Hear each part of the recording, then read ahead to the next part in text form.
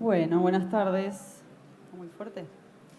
Bienvenidos al taller de la red de Girasol. Gracias por participar. Lo que vamos a estar compartiendo hoy es la información y resultados de las dos campañas de esta red que comenzó en el 2022 y bueno, ya está comenzando su tercera campaña. La presentación de hoy va a estar a cargo de Ignacio Rodríguez, que es el coordinador técnico de la red. Lo voy a presentar, es ingeniero agrónomo, doctor en Ciencias Agrarias de la Universidad Nacional de Mar del Plata. Es investigador en el grupo de Ecofisiología de Cultivos de INTA de Balcarce y docente de la Cátedra de Ecofisiología de Cultivos de la Universidad Nacional de Mar del Plata. Como les comenté, es coordinador de la red de girasol y sus áreas de investigación son la ecofisiología y modelado del cultivo de girasol. También trabaja en otros cultivos de verano como maíz y soja y bueno, es autor de publicaciones internacionales y nacionales y desde hace varios años se encuentra vinculado a tareas de investigación con APRESID y con CREA. Muchas gracias por presentarte, Ignacio, y bueno, vamos a dar comienzo para no sacarle más tiempo y después vamos a tener un espacio de preguntas al finalizar para despejar cualquier duda. ¿El sistema chakra? Ah, sí. Me estaba olvidando de la presentación que me toca, básicamente. La red de Girasol está enmarcado dentro del programa Sistema Chakras, que es donde estoy desempeñándome como coordinadora general de esta red, junto a Nacho. El programa nace desde la necesidad del productor y está creado para dar respuestas a las demandas a través del desarrollo de tecnologías sustentables.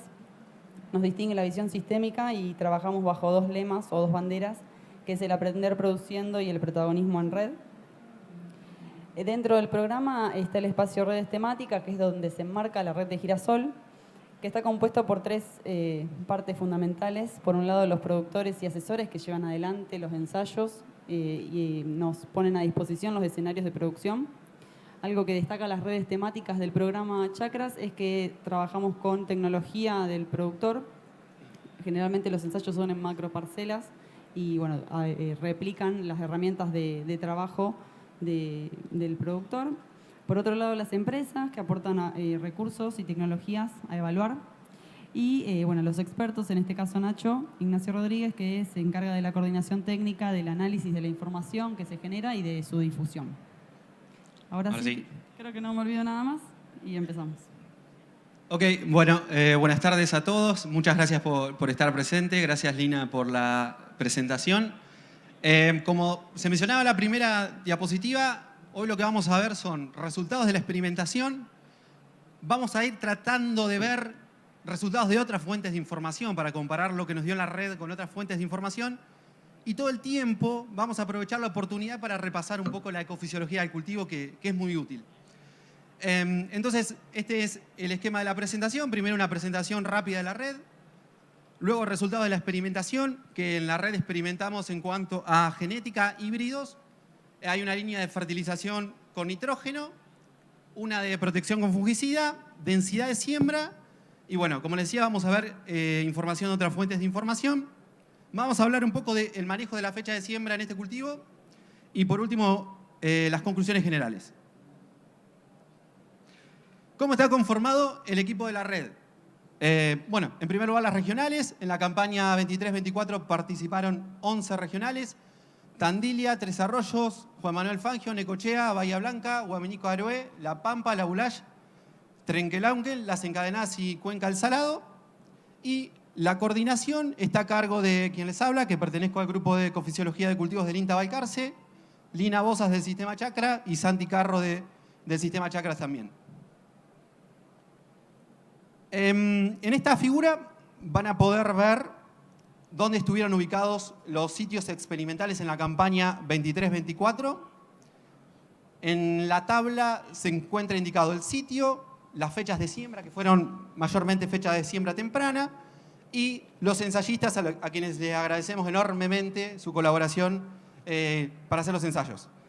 Todos los ensayos se conducen bajo un diseño en bloques con 2 repeticiones.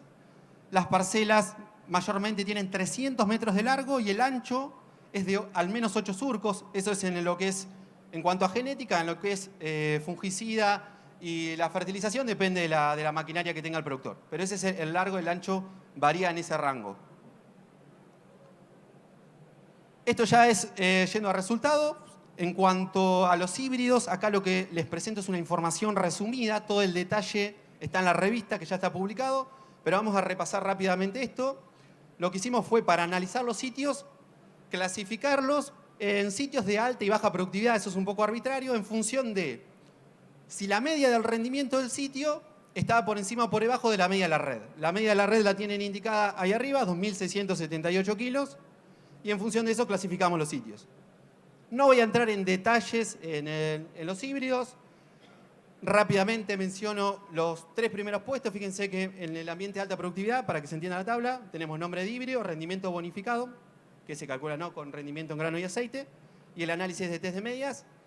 Los 3 primeros puestos estuvieron para el NK3979, que fue el único híbrido alto leico que tuvimos en la red, luego Advanta 5407 y el Insun 211, aunque fíjense que no difieren estadísticamente de otros conjuntos de híbridos importantes. Cuando nos vamos al ambiente de baja productividad, aparecen los híbridos de ACA en los 3 primeros puestos y de vuelta se mantiene el BAF. Pero fíjense que también hay un grupo de híbridos del cual no difieren estadísticamente. Pero resultados detallados para cada sitio los pueden encontrar en la revista. Esto es a modo de resumen. En la red se hace una evaluación sanitaria. En la primera figura tenemos todas las enfermedades evaluadas y las localidades en las cuales, o sea, los sitios experimentales. ¿Qué le quiero remarcar de esta figura principalmente? Necochea fue el sitio con la mayor presión de Phomopsis, tanto de tallo como de capítulo. Phomopsis es la enfermedad que más nos quita el sueño últimamente en Girasol, que más nos está preocupando, la que más problemas nos está trayendo. Miramar tuvo una presión importante también de la enfermedad. Esos, si se ubican geográficamente, son sitios de la costa, ¿no? Y en el resto de los sitios, la presión de casi todas las enfermedades fue más bien baja y media. En la siguiente figura tienen el perfil sanitario de los híbridos. Lo que se hace es, cada uno de los materiales se caracteriza en función de las enfermedades que propusimos, y se caracterizan en una escala del 1 al 5, ¿no?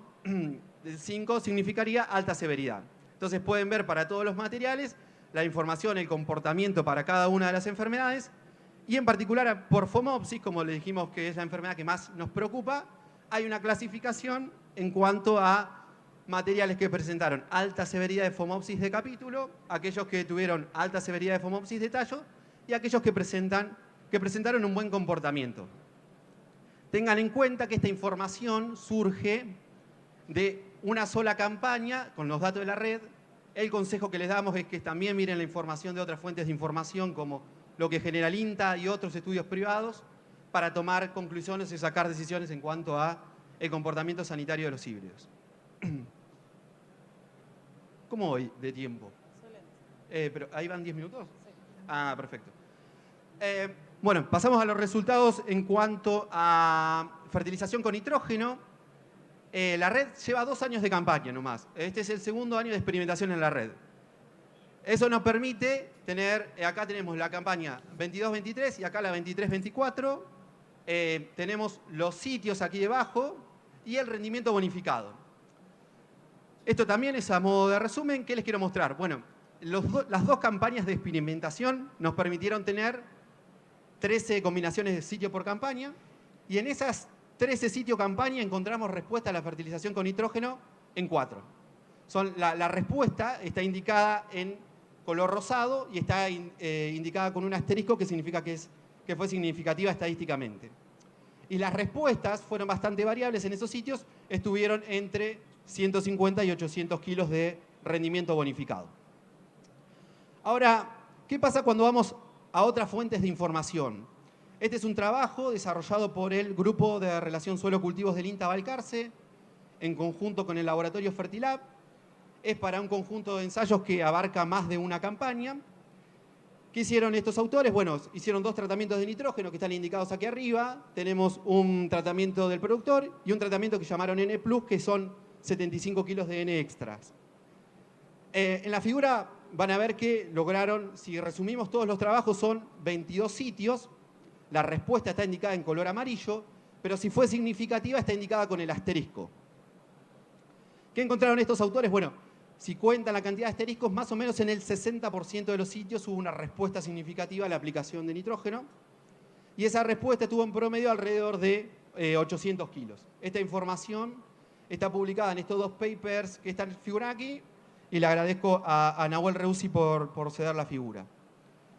En la red también se evalúa la protección con fungicida. El único fungicida que se está probando en la red es Miravis Duo de Syngenta. Producto de las dos campañas, en este caso es un gráfico parecido al de nitrógeno, pero para fungicida, para Miravis Duo. Producto de las dos campañas tenemos 14 combinaciones de sitio-campaña y encontramos respuestas significativas a la aplicación de fungicida en 5 de ellas. Es lo que está indicado aquí, ¿no? Las respuestas están indicadas con color amarillo y con un asterisco. Esas respuestas variaron entre 200 y 300 kilos de rendimiento bonificado, excepto en un sitio, Miramar 2022-2023, que ahí sí tuvimos una respuesta de alrededor de 500 kilos por hectárea a la aplicación de este fungicida. ¿Qué pasa con la densidad? La red tiene un tratamiento también que es densidad. ¿Qué se hace con respecto a densidad en la red? Se toma la densidad del productor y se aplica un tratamiento que es un 30% más de densidad que la que usa el productor y un 30% de densidad menos. ¿Bien? En las figuras, no en todos los sitios hacen los experimentos de densidad, en algunos no se pudieron hacer. En esta campaña los tuvimos en 8 y son estos 8 sitios que les muestro acá. Y fíjense que en cada uno de los gráficos tiene los valores de plantas por metro cuadrado porque cada productor usa una densidad distinta, entonces los tratamientos en cuanto al número de plantas por metro cuadrado son distintos. Lo que se hace es un más 30, menos 30, pero si los productores usan densidades distintas, esos tratamientos son distintos. ¿Qué pasó en cuanto a densidad? Vamos por parte en los ítems que se indican acá arriba. En 3 de los 8 sitios encontramos respuestas positivas al incremento de densidad, o sea que incrementos en densidad se tradujeron en aumentos en el rendimiento bonificado. Son los que están indicados en color verde, ¿no? Maipú, Miramar y Pila. Hablamos de tendencias porque si bien estadísticamente son significativas, estamos trabajando con 2 repeticiones, por lo cual hay que ser cuidadoso con la interpretación de esos datos, ¿no? El segundo resultado es que en Necochea encontramos una respuesta negativa al incremento en la densidad. Y si ustedes recuerdan la figura que les mostré al principio en cuanto a la presión de enfermedades, Necochea era el sitio con mayor presión de Phomopsis. Además de eso, entonces, como se menciona en el tercer ítem, negativa en el sitio con mayor presión de Phomopsis. No solo eso, sino que en la campaña 22-23 se había hecho un ensayo, el mismo ensayo en el mismo sitio, y también tenía alta presión de Phomopsis, y fíjense que también un incremento en la densidad se tradujo en una disminución del rendimiento. Y tenemos evidencia bibliográfica en cuanto a esto, sí, sabemos en general que incrementos en la densidad generan canopeos más densos que pueden aumentar la incidencia y severidad de enfermedades. En este caso estamos viendo estos resultados, tenemos que seguir investigando, pero parece un resultado interesante que surgió de la red. Como les decía, hay información en la literatura. Esta figura que está aquí debajo es para un trabajo de Francia. No es en Argentina, pero es un trabajo de Francia para Phomopsis. En este caso evalúan cancro del tallo. Lo que hicieron fue estos autores generar distintos tratamientos para generar diferentes radiaciones interceptadas en antesis, en floración, ¿no? Entre eso lo que hicieron fue cambiar la densidad. Y lo que lograron mostrar es que a medida que la radiación interceptada en antesis aumenta, o sea que voy haciendo el canopeo más denso, los tallos afectados con Phomopsis aumentaban exponencialmente. Bien, entonces, evidencia internacional para el caso de Phomopsis tenemos. Ahora bien, una pregunta que puede surgir es, bueno, pero ¿por qué en algunos sitios y en algunos años tengo una respuesta positiva a densidad y en otros no? Bueno, para eso primero tenemos que aclarar algunas cuestiones en cuanto a la densidad en girasol, y para eso voy a usar estas 4 figuras. Las primeras 2 corresponden a un trabajo de Mónica López Pereira. Ella es una ecofisióloga de la UBA, para quienes no la conocen. Ella hizo este trabajo, que es sembrar girasol con riego, bien y sin limitaciones de ningún tipo, y son estas 2 figuras.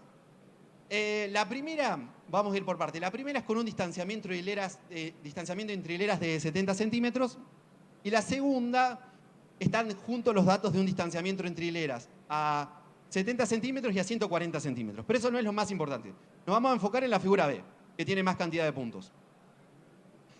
Ella hace, de vuelta, recuerden que es con riego, ¿no? Grafica o vio el rendimiento en aceite, que no es lo mismo que el rendimiento bonificado. Tiene en cuenta el grano y el aceite, pero se calcula distinto. Pero es importante que tengan en cuenta el grano y el aceite, que es en definitiva lo que nos importa a nosotros. Y bueno, en función de la densidad, fíjense el rango que usó ella. Pasó de 2, que serían 20.000 plantas por hectárea, a 140.000 plantas por hectárea. ¿Bien? Usó rango de densidad bastante amplios. ¿Qué le quiero mostrar de esto? Primero que hay un rango de densidad por debajo del cual el rendimiento se nos derrumba, ¿bien? ¿Eso qué es? Bueno, esa densidad generalmente está asociada a que el cultivo no alcanza el 95% de intercepción en el periodo crítico, con densidades tan bajas. En este trabajo estuvo alrededor de las 2 plantas, en otros trabajos mencionan que está más cerca de las 3.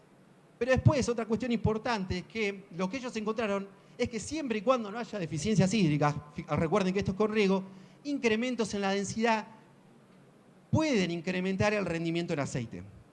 Y eso tiene varias explicaciones, entre otras es que a medida que el girasol está sembrado más denso, cambia la relación cáscara-pepa del grano. ¿Bien? Pero recuerden ese concepto, si tenemos disponibilidad hídrica, probablemente podamos tener una respuesta de densidad, pero eso no es lo que ocurre a campo. Entonces también les traigo otro trabajo, que este es un trabajo de los chicos de Intanguil, que son ensayos hechos en esa zona, bien, alrededor, son ensayos hechos en La Pampa, y en este caso lo que les muestro son 2 situaciones hídricas. No vamos a entrar en detalle, pero aquel sería un ambiente más pobre hídricamente y este sería una mejor condición. Recuerden que en esta región, cada vez que nos vamos más hacia el oeste, es muy importante también el agua a la siembra para el cultivo. O sea que tienen que tener en cuenta eso. Pero a lo que le quería mostrar es que cuando tenemos un ambiente pobre hídricamente, lo que mostraron estos autores, esos son datos de varias campañas y varios genotipos, que en ambientes pobres hídricamente incrementar la densidad puede generarnos una reducción en el rendimiento, ¿no? En cambio, cuando ya clasificaron otro tipo de ambientes un poco mejor hídricamente, encontrar una respuesta del tipo óptimo, ¿no? Una respuesta que, si nos quedamos cortos perdemos rendimiento, si nos pasamos también perdemos, aunque hay un rango en que no ganamos ni perdemos mucho. Todo esto viene a la explicación de que hay que tener en cuenta la interacción con el agua para interpretar los resultados que vemos con densidad. Ahora sí, vamos a pasar a hablar de fecha de siembra en girasol. Este es un trabajo que publicamos en un congreso, pero que sirve para entender cómo es la dinámica de generación del rendimiento de girasol con fecha de siembra. Este es un ensayo con riego, con el 3970, sin limitaciones de ningún tipo. Entonces, acá tenemos fechas de siembra para Balcarce, para el sudeste de la provincia de Buenos Aires. En un eje tenemos el rendimiento en grano y en el otro el porcentaje de aceite. Vamos por parte. Rendimiento en grano, que es la línea naranja. ¿Qué pasa? A medida que atrasamos la fecha de siembra, y esto no solo para girasol, pero bueno, en este caso para cultivos de verano en general, ¿no? Atrasamos fecha de siembra, el rendimiento de girasol cae.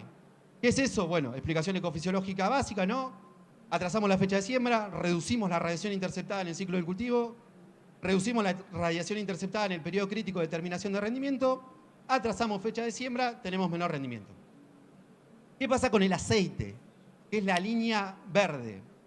El aceite en girasol depende de la radiación interceptada en el llenado de los granos. ¿Qué pasa en el sudeste? Atrasamos la fecha de siembra, vamos colocando el llenado de los granos más hacia el otoño, ¿no? En un ambiente radiativo cada vez más pobre. Entonces, cuando atrasamos la fecha de siembra, también nos cae el aceite. ¿Y qué pasa con el rinde bonificado, que es la línea roja? Bueno, es una combinación de las otras dos. Si caen las dos, entonces el rendimiento bonificado va a caer. Esta interacción, recuerden que este ensayo es con riego. Este concepto es válido en secano, pero hay veces, o sea, hay una interacción con la precipitación del año.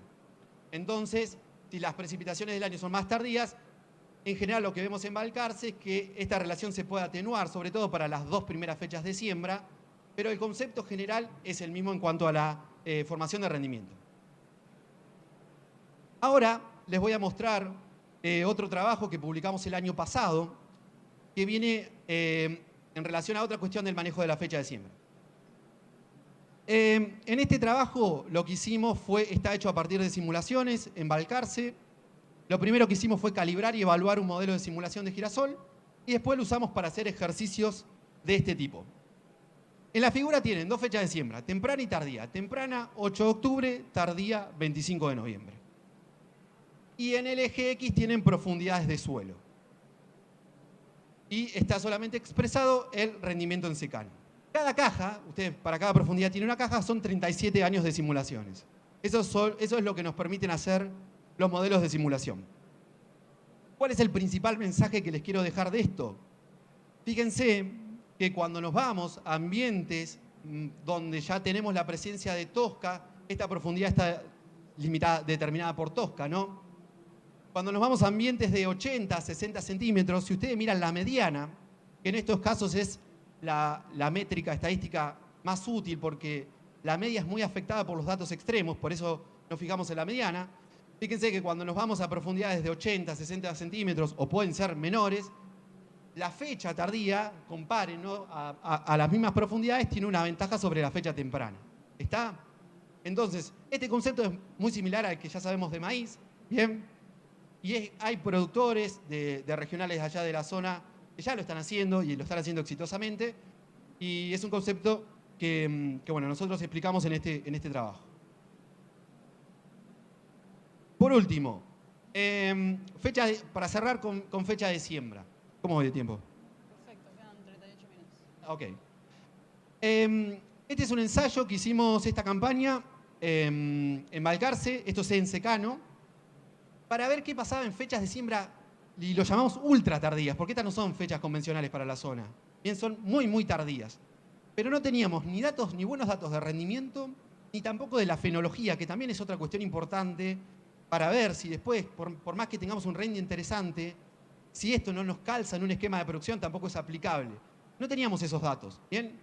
Entonces, aunque sea hicimos este ensayito, que está hecho con el híbrido 3970, tuvo fungicida, tuvo una fertilización, se le aplicó Miravis Duo en R1, en la red también se aplica en R1. Bueno, entonces las fechas de siembra que utilizamos fueron 21 de diciembre, 5 de enero y 14 de enero, fíjense, muy tardes. Y tenemos en un eje el rendimiento en grano y en el otro el porcentaje de aceite. El rendimiento está indicado por las cajas.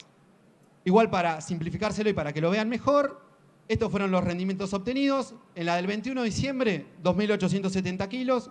En las del 5 de enero, 2.000. Y en la del 14 de enero, 1.490. ¿Por qué la del 14 de enero está indicada con color rojo?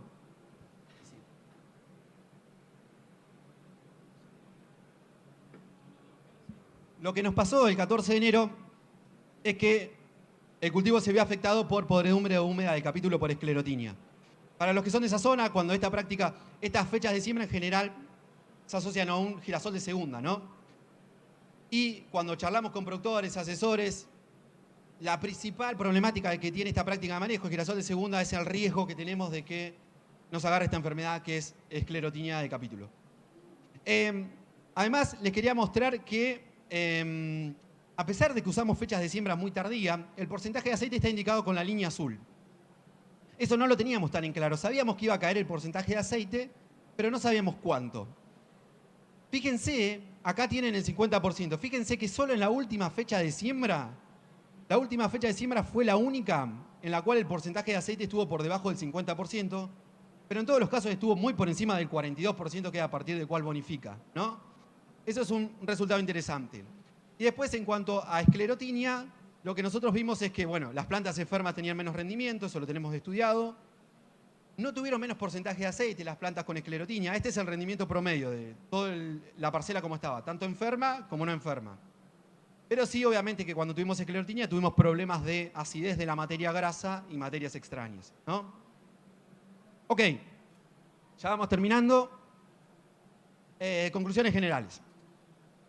Vimos la importancia de la elección del híbrido por su importancia para determinar el rendimiento bonificado y también para definir la sanidad. Bien, los materiales en girasol deben ser seleccionados, o son seleccionados, ustedes los hacen por su comportamiento sanitario. Y en el caso, por ejemplo, de Phomopsis, que es la enfermedad que más nos preocupa, la principal práctica de manejo, o la mejor práctica de manejo que tenemos hoy, es usar los cultivares más tolerantes a la enfermedad.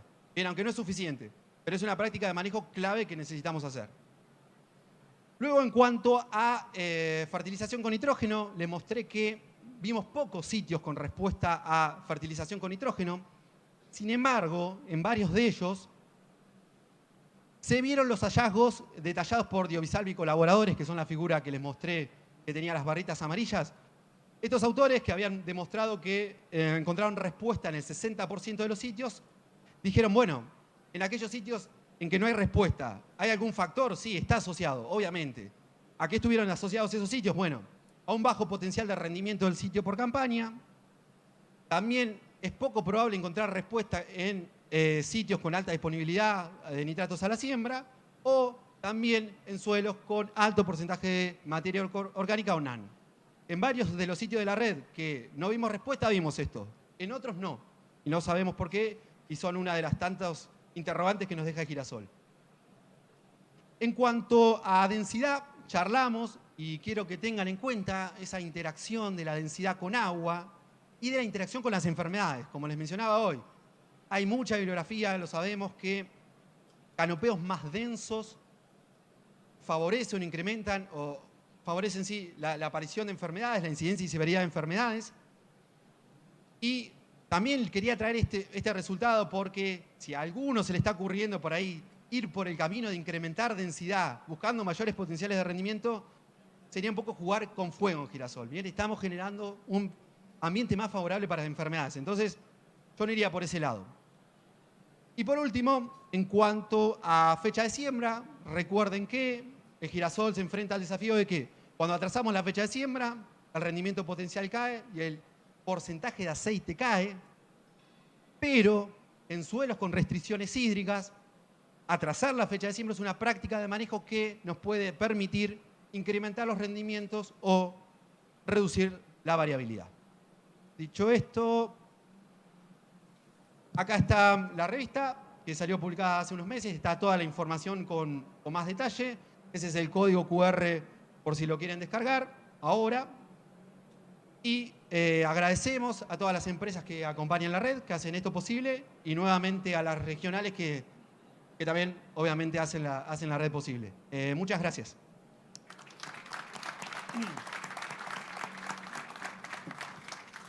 Bueno, muchas gracias, Ignacio. Vamos a tener un espacio de preguntas. Hay un micrófono que van a acercar a quien quiera hacer una consulta. Y bueno, relacionado a la publicación que mostraste, pueden acceder a la revista, como dijo Nacho, en la página web de APRESID. Hay una sección que es de la red de Girasol específicamente, que van a encontrar toda la información generada allá. Y para comentarles que está empezando la tercera campaña ahora, donde vamos a tener otra línea de trabajo en sitios en el norte del país. Estos 2 años hubo solo sitio en el sur de la provincia de Buenos Aires y alguno en el sur de Córdoba. Pero bueno, ahora con fechas de siembra de agosto, si todo va bien, vamos a tener 5 sitios en el sur, en el norte. Así que también, bueno, es una red, una de las que tiene más líneas de trabajo dentro del programa. Como mencionaste, Nacho, tenemos líneas de densidad, fecha de siembra, genotipos, fertilización, fungicida, o sea, hay un montón de información generada y está súper completa. Así que bueno, un poco te voy a hacer una pregunta relacionado a fecha de siembra que estuviste mostrando y que son trabajos propios tuyos también. Me parece que está interesante combinar info de la red y de otras instituciones. ¿Cómo podemos definir fecha de siembra tanto en suelos someros, como vemos que hay mucha variabilidad de profundidad de suelo en el sur, o en suelos que no tienen restricciones en cuanto a profundidad? ¿Cómo ves esa estrategia de fecha de siembra para acercarnos al mayor rendimiento posible? Ok. Sí, con respecto a los suelos con restricciones de profundidad, está muy relacionado a la figura que les mostré, ¿no? En esos ambientes sí, atrasar la fecha de siembra vemos un beneficio en cuanto a, como les decía, mantener los rendimientos o reducir su variabilidad. Y es una práctica que ya están familiarizados con maíz, ¿no? Bueno, en girasol pasa parecido. Entonces, en esos casos sí, atrasar la fecha de siembra, corremos el periodo crítico hacia un ambiente de menor demanda atmosférica y tenemos un beneficio sobre el rendimiento en grano. Lo que es interesante es de la segunda parte, es en ambientes sin limitaciones de profundidad, con alto potencial. En el sudeste de la provincia de Buenos Aires, en secano, nosotros y estamos terminando de escribir un trabajo en eso, no estamos viendo grandes diferencias entre sembrar el 15 de octubre y el 20 de noviembre. Fíjense que hay casi un mes de diferencia. Sin embargo, el rendimiento bonificado no nos da muy distinto. Sembrar antes del 15 de octubre no es aconsejable, pocos lo hacen, ¿no? En siembra directa con suelos fríos, el girasol va muy lento y a los que trabajan en girasol sabemos que la implantación es casi otro periodo crítico, ¿no? Lograr un buen girasol, el stand de planta que queremos, entonces fechas más tempranas que esas, al menos embalcarse y ahí bien más continental, es riesgoso, por eso no hablo de antes del 15 de octubre, de vuelta al tema de la implantación, pero y atrasando casi hasta el 20 de noviembre no vemos casi diferencias, ¿bien? También, sembrando el 20 de noviembre tenemos la ventaja en la implantación con respecto al 15 de octubre. Se implanta mucho más rápido, el cultivo arranca más rápido. También tenemos una ventaja en ese tipo. Y en rendimiento puede haber algún año de diferencia, pero no la vemos tan claro. Ya si atrasamos más, sí se empieza a ver el concepto que les mostraba de disminución, una mayor disminución del rendimiento potencial y una mayor caída en el porcentaje de aceite. Eso es en cuanto a manejo de fecha. Buenísimo. No sé si alguien tiene alguna pregunta para hacer. Sí. Ahí te dan van el a pasar el micrófono así. Sí, ¿qué me puedes decir sobre el uso de nitrógeno en la sembradora para girasol? Con respecto a hacer toda una aplicación a la siembra o hacer... Los trabajos esos que hay de eficiencia de nacimiento. No estoy al tanto de los trabajos de eficiencia de nacimiento, no. En eso no. Estos tratamientos están fertilizados en B6, lo que hacemos en la red, y las prácticas de manejo en general de ajuste de fertilización, los trabajos estos de REUSI, el ajuste o la fertilización, el ajuste lo hacen a B6, hacen el diamónico, el monamónico a la siembra y un ajuste a B6. Desconozco lo de eficiencia de la semilla, te lo debo. ¿Alguna otra pregunta? Ahí te llevan el micrófono.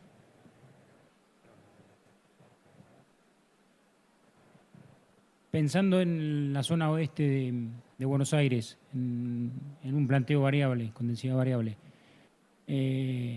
tenemos la duda por ahí en un ambiente de loma, media loma, qué manejo hacer de la densidad, teniendo en cuenta que por ahí hay algunos ensayos que tienden a decir que hay que poner mayor densidad. Nosotros manejamos la loma con menos densidad, ¿no? ¿Qué me puede decir respecto a eso? ¿Me podrías describir mejor el ambiente de la loma allá, cómo es? Es un ambiente... ¿Poco profundo? No, ambiente profundo, muy arenoso, con rendimiento que puedes lograr poco techo. Más vale, el problema que tenés es que te quedan unas margaritas que producen cero. Sí. En cuanto al manejo de la densidad, es una línea de investigación que nos queda, pero eso es relacionado a baja densidad. No tenemos tanta información de eso. Una cuestión más que me olvidé de mencionar de los genotipos, además de la respuesta de la especie, o sea, el girasol sabemos que tiene alta plasticidad, ¿no? Y es una complicación a la hora de trabajar con densidad. Tiene tanta plasticidad vegetativa como reproductiva. Entonces nosotros distanciamos más y nos hace una hoja más grande y entonces tenemos problemas. Pero hay variabilidad genotípica. No todos los... Por más que el girasol tenga esa característica, hay variabilidad en los genotipos. Yo he visto algunos datos, pero no son propios, por eso no los comparto, de que hay genotipos que responden de distinta manera y podríamos ajustar. Pensando en un Syngenta. Sí, pero nuevamente, si el ambiente, en tu caso, es con restricciones hídricas o sin restricciones hídricas, ¿qué rendimiento me decía? No, es bastante bajo tu rendimiento. En esa loma sí. Somos una zona girasolera. Sí. Lo que estamos recomendando en algunos casos es, por más que no tenemos tan claro, tratar de trabajar con densidades bajas. ¿Tá? No subir tanto la densidad. Fíjate la interacción que hay con agua. Salvo que tengas muy bien descrito el ambiente, que puedas manejar eso. Pero hay trabajos que demuestran que bajar densidad, por más que la cobertura no cambie tanto, el consumo de agua baja algo. Si querés ir a un planteo defensivo, iría por una baja en la densidad y no por un aumento. Gracias. ¿Podés hacer algún comentario sobre fertilización de boricin pre-floración?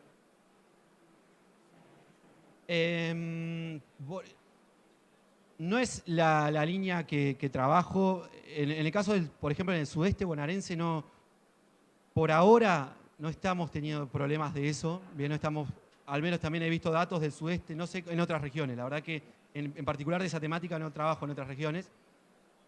Lo que sí me parece súper importante recalcar es que también antes de pensar en otros nutrientes, por ejemplo, en el sudeste, mucho girasol se hace sin nitrógeno. O sea, estamos todavía haciendo girasol sin nitrógeno. Yo entiendo que las fertilizaciones sean erráticas, que las respuestas sean erráticas, como les mostré recién, pero podemos hacerlas bastante predecibles, en qué ambientes no hay.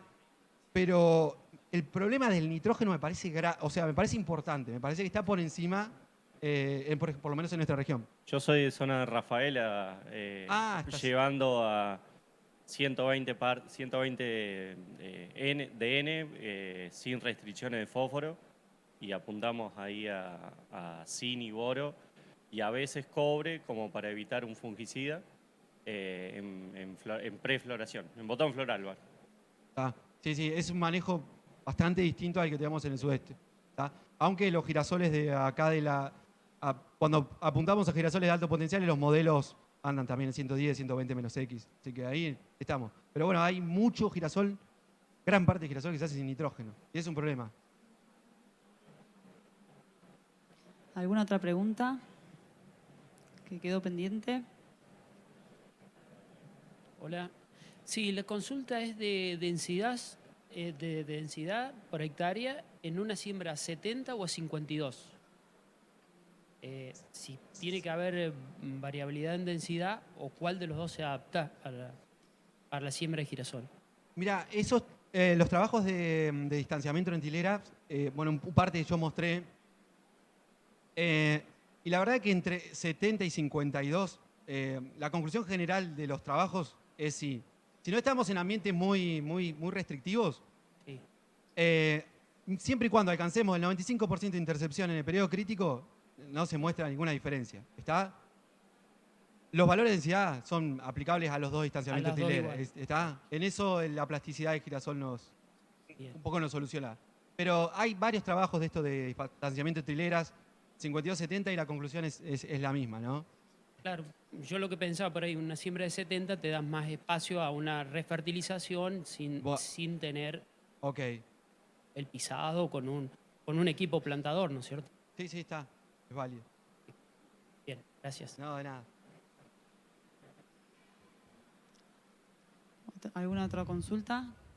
No sé si... ¿No? Bueno, muchísimas gracias por toda la información que nos compartiste.